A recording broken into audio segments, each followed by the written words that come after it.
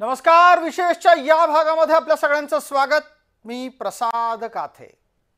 पाकिस्तानच्या मुसक्या आवळण्याच्यासाठी भारतानं नियोजनबद्ध हालचाल सुरू केली आहे.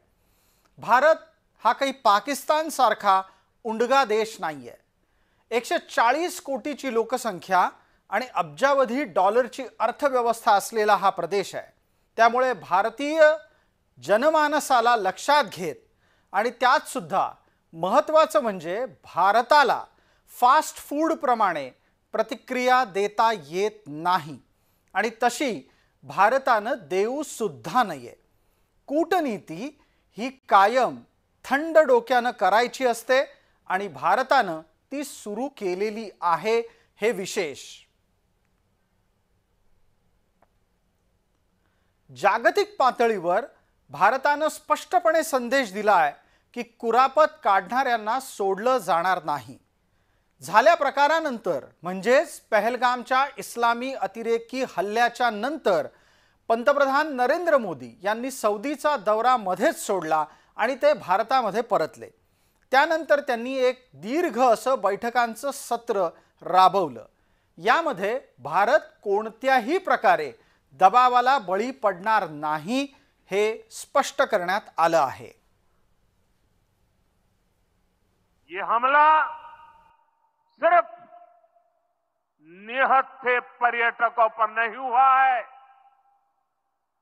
देश के दुश्मनों ने भारत की आत्मा पर हमला करने का दुस्साहस किया है. मैं बहुत स्पष्ट शब्दों में कहना चाहता हूं, जिन्होंने ये हमला किया है उन आतंकियों को और इस हमले की साजिश रचने वालों को उनकी कल्पना से भी बड़ी सजा मिलेगी. मैं इस मंच से देशवासियों को आश्वस्त करता हूं, घटना के मद्देनजर भारत सरकार वो हर कदम उठाएगी जो जरूरी और उपयुक्त होगा.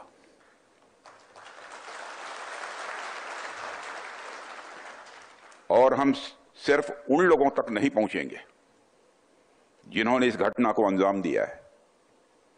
हम उन तक भी पहुंचेंगे जिन्होंने पर्दे के पीछे बैठकर हिंदुस्तान की सरजमी पर ऐसी नापाक हरकतों की साजिशें रची हैं.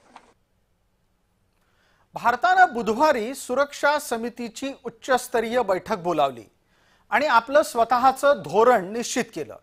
कोणत्याही देशाला जे काही करायचंय ते करण्याच्या आधी स्वतःची निश्चित भूमिका घ्यावी लागते. त्यामुळे भारत जे करणार आहे त्याची त्यांनी भूमिका ठरवली आणि देशाच्या सैन्य प्रमुख असलेल्या राष्ट्रपती द्रौपदी मुर्मू यांना त्याची कल्पना देण्यात आली. राष्ट्रपतींना विश्वासात घेतल्याच्या नंतर पुढचं पाऊल म्हणून भारताच्या केंद्रीय सरकारनं देशोदेशीच्या राजदूतांना नवी दिल्लीतल्या महत्त्वपूर्ण बैठकीच्यासाठी बोलवून घेतलं आणि भारतानं जगाला आपल्या ठोस भूमिकेची कल्पना दिली.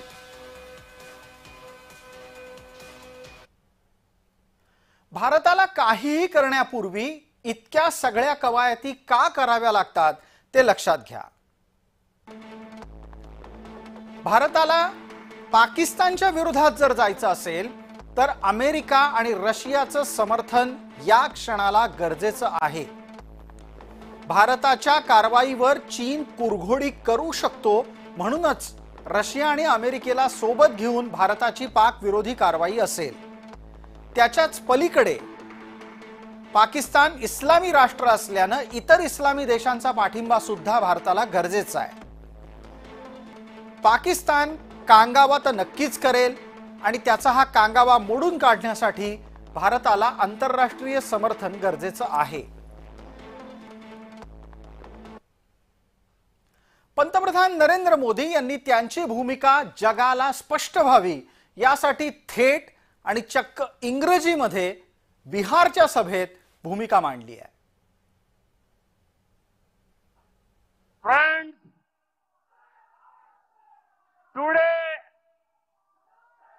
From the soil of Bihar, I say to the whole world,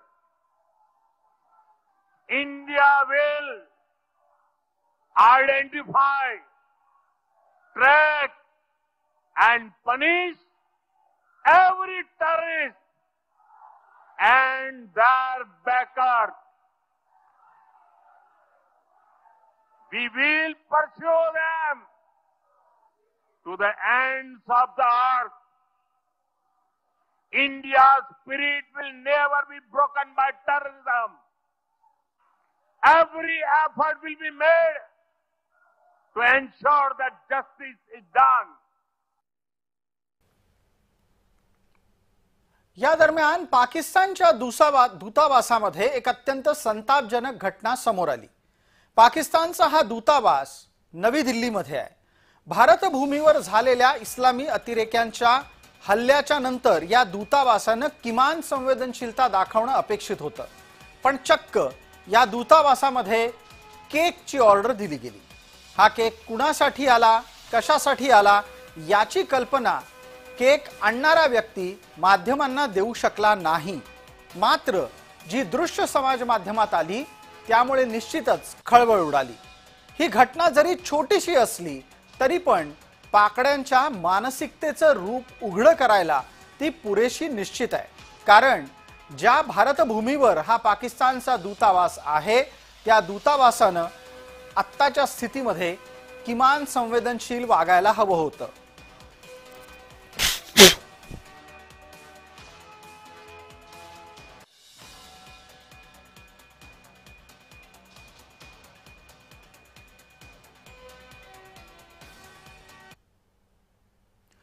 पाकिस्तानच्या मुसक्या आवळायला घेतल्याच्या नंतर त्यांची तडफड सुरू झालेली आहे। पाकिस्तान आणि भारतातलं हे युद्ध आता कूटनीतिक पातळीवर पोहोचलंय आणि या निमित्ताने जे जे काही घडतंय ते आपण पाहणार आहोत। सगळ्यात आधी भारताने सिंधू जलवाटप करार रद्द केला। पाकिस्तानने शिमला करार रद्द करून त्याला उत्तर दिलं। भारतानं अटारी लष्करी चौकी बंद केली। लगोलग पाकिस्ताननं वाघा लष्करी चौकी बंद केली।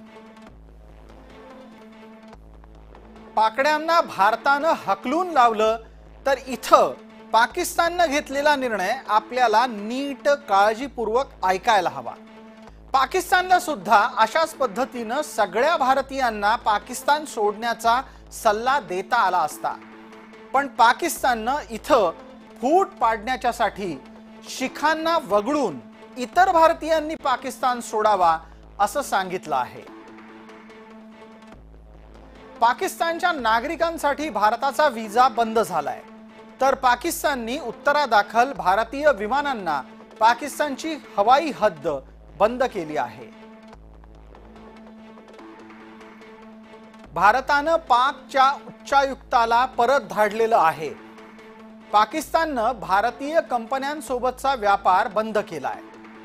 आतापर्यंत भारत आणि पाकिस्तानमध्ये कूटनीतिक पातळीवर कसं युद्ध सुरू झालंय त्याचे हे टप्पेवार विश्लेषण आपण पाहिलं।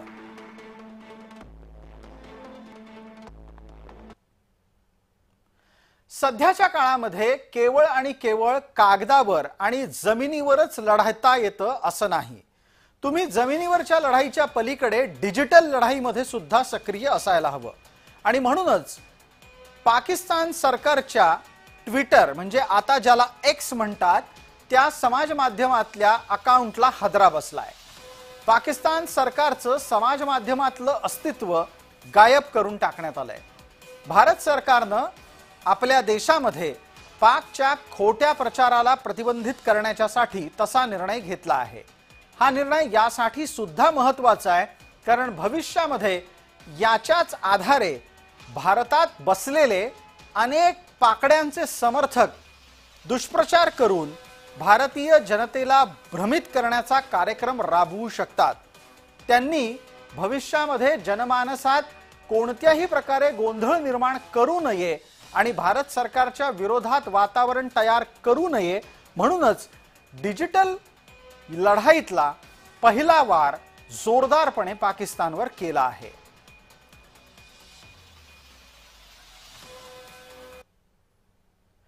या लढाईला कूटनैतिक पातळीवरचा एक महत्त्वाचा टप्पाही गाठण्यात आलाय आणि तो आहे सिंधू जलवाटप कराराला देण्यात आलेली स्थगिती।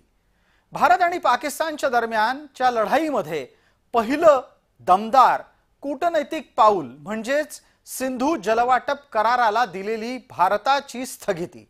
विशेष म्हणजे आतापर्यंत भारत आणि पाकिस्तानमध्ये झालेल्या लढाईत अशी स्थगिती कधीच दिली गेली नव्हती। हा करार 19 सप्टेंबर 1960 मध्ये जागतिक बँकेच्या मुळे अस्तित्वात आला। भारताच्या पूर्वेकडील 3 नद्यांवर अधिकार कायम राहिला, त्यात रावी, बियास ज्याचं खरं नाव व्यास असं आहे आणि सतलज या 3 नद्यांचं पाणी भारताला मिळालं। पाकिस्ताननं पश्चिम भागातल्या 3 नद्यांच्या पाण्यावर आपला अधिकार ठेवला। त्यासाठी सिंधू, झेलम आणि चिनाब या 3 नद्यांचं पाणी पाकिस्तानचं झालं। दोन्ही देशांमध्ये पाण्यावरून होणारा संघर्ष टाळण्यासाठी जागतिक बँकेनं पुढाकार घेत हा करार केला, पण प्रत्यक्षात हा करार भारताच्यासाठी महागातच पडला आहे।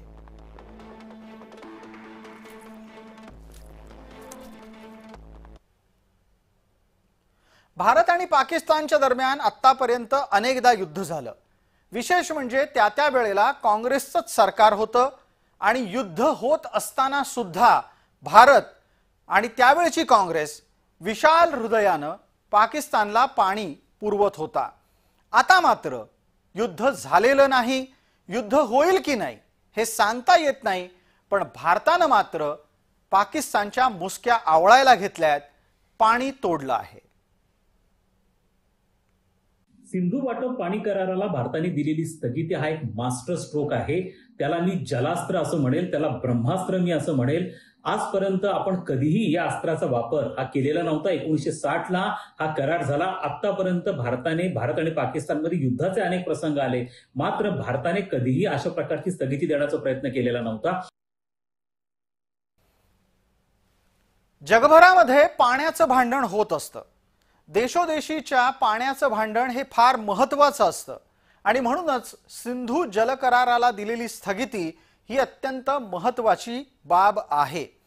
यापूर्वी पंतप्रधान नरेंद्र मोदी यांनी पाकिस्तानला तसा इशारा दिलाही होता, पण तो ऐकायचा सोडून पाकडे फक्त फुशारक्या मारत बसले।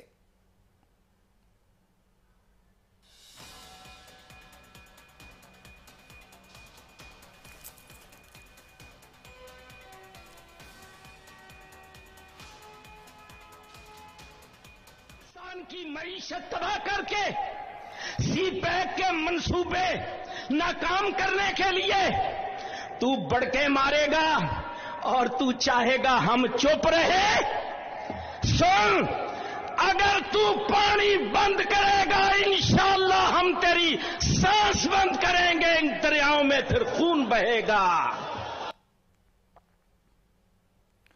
पहलगाम मधल्या पर्यटकांवर झालेल्या इस्लामी अतिरेक्यांच्या हल्ल्यानंतर भारतानं पाकिस्तानच्या मुसक्या आवळण्याच्यासाठी सिंधू जलवाटप कराराला स्थगिती दिली।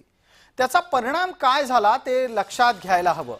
त्यासाठी आपल्याला नकाशा बघायचा आहे आणि तो नकाशा एका बाजूला आम्ही दाखवत असताना दुसऱ्या बाजूला आपल्याला सिंधूचं पाणी रोखण्याच्यासाठी जे धरण बांधलंय तिथून बंद झालेला जलप्रवाह सुद्धा दाखवतोय। सिंधूचं पाणी खोऱ्यामधून वाहत येतं, ते या धरणामध्ये अडतं, इथून ते पुढे गेलं तर पाकिस्तानला मिळतं। आता आपण हे पाणी बंद केलेलं आहे। दुसऱ्या बाजूला असलेला नकाशा काळजीपूर्वक पहा। यात तुम्हाला रावी, बियास आणि सतलज अशा 3 नद्या दिसतील। या 3 नद्यांच्या पाण्यावर प्रामुख्याने पाकिस्तानचा अधिकार यापूर्वी सांगितला होता, पण आत्ताच्या घडीला या नद्यांच्या बाबत भारतानं आपला अधिकार निश्चित केलेला आहे। त्यामुळे रावी, सतलज, बियास या 3 नद्यांचं पाणी हक्कानं भारताला मिळतं, तर चिनाब, झेलम आणि सिंधू या 3 नद्यांवर पाकिस्ताननं आपला अधिकार कायम ठेवला आहे।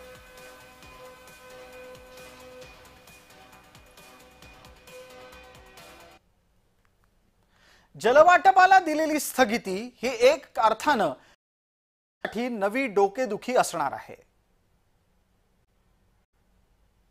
पाकिस्तानच्या विरुद्ध सर्जिकल स्ट्राईक असेल, एअर स्ट्राईक असेल किंवा अगदी न्यूक्लिअर स्ट्राईक पेक्षा देखील भयानक अशा प्रकारचे अस्त्र असणार आहे. पाकिस्तानला याचे दुर्गामी मोठे नकारात्मक परिणाम सहन करावे लागतील. पाकिस्तानची शेती असेल, पाकिस्तानचे उद्योगधंदे असतील, तिथल्या सर्वसामान्य जनतेचं जीवन असेल, ते ह्या अस्त्रामुळे पूर्णपणे उद्ध्वस्त होणार आहे. मला असं वाटतं की जर पाकिस्तानने दहशतवादाला समर्थन देणं थांबवलं नाही तर भारत ही स्थगिती जी आहे ती पुढे भविष्यामध्ये चालू ठेवेल. कोणताही आंतरराष्ट्रीय करार भारताला या स्थगितीपासून वाचवू शकत नाही. मला असं वाटतं की केंद्र सरकारकडून घेतला गेलेला हा निर्णय अत्यंत स्वागतार्ह असा आहे आणि हा पाकिस्तानला खऱ्या अर्थाने धडा शिकवेल.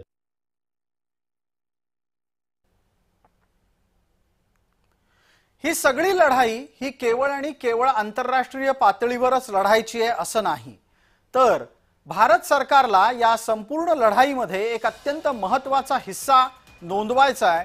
तो म्हणजे भारतात असलेल्या राजकीय पक्षांचं समर्थन मिळवणं. भारतात त्यांना राजकीय पक्षांचं समर्थन मिळवण्यासाठी एका सर्वपक्षीय बैठकीचं आयोजन करणं भाग असतं. मोदी सरकारनं ही बैठक नवी दिल्लीमध्ये तातडीनं बोलावली.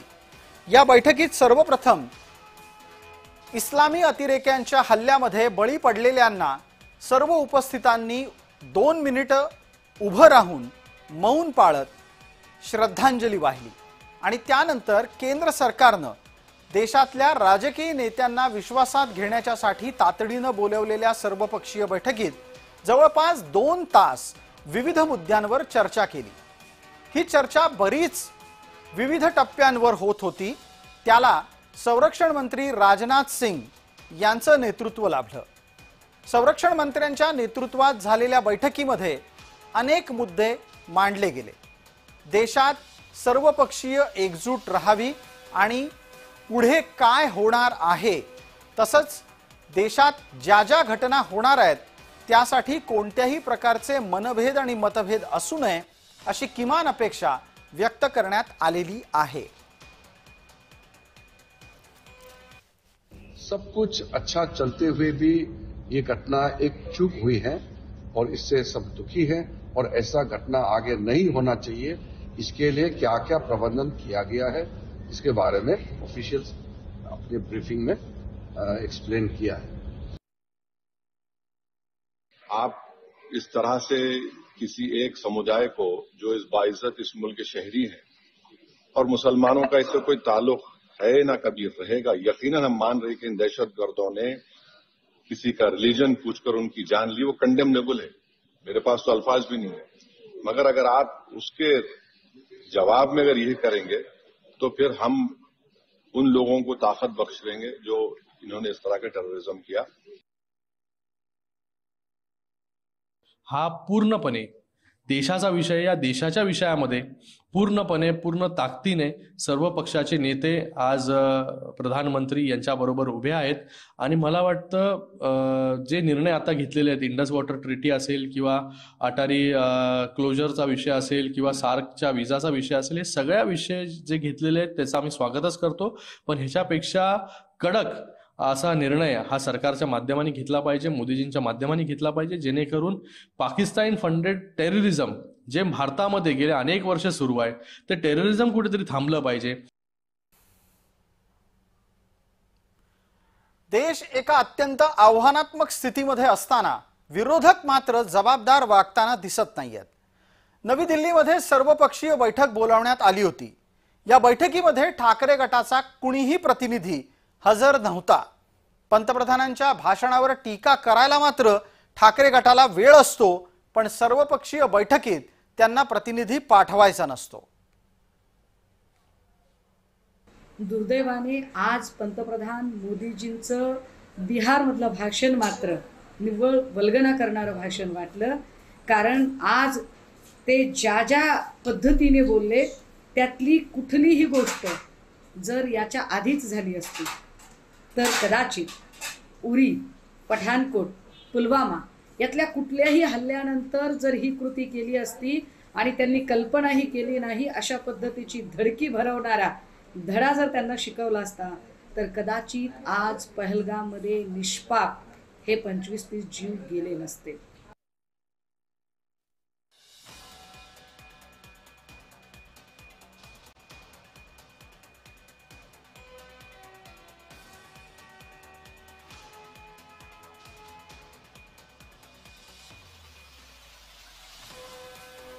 आता आपण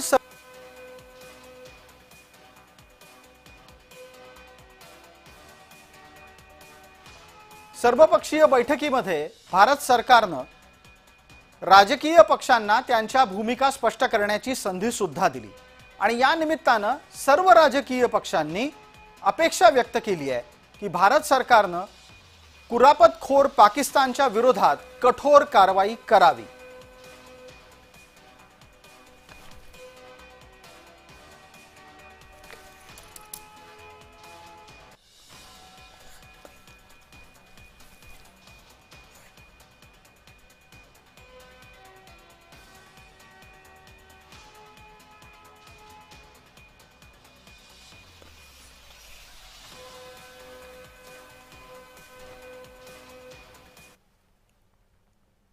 विशेषच्या या भागामध्ये तुर्तास इतकंच। आपण पाहत रहा फक्त जय महाराष्ट्र।